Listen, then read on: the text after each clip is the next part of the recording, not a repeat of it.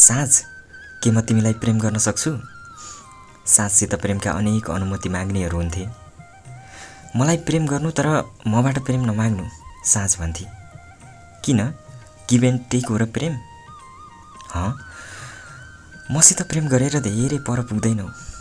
तिमी जहाँ पुग्न खोजौला बिचकै कुनै अनकन्टार स्टेसनमा ओर्लनु पर्ला।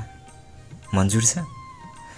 प्रेमको याचना गर्नेहरूलाई ऊ भन्थे, मसित समय बिताउन खोज्नु, जीवन बिताउन नखोज्नु। यो बेग्लै हो। साँझ समय बिताउनु पर्ने कोटीकी मान्छे होइन। उसित सिँगै जीवन बिताउन सकिन्छ। उसका हरेक कुरा सुन्न योग्य हुन्छन्।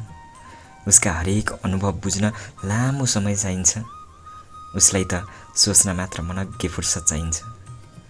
उसलाई थाप्न अन्जुलीले भ्याउँदैन। ऊ सुरु गरेर छोड्न सकिने चिज होइन। उसलाई प्रेम गर्नेहरूले यसै बुझे।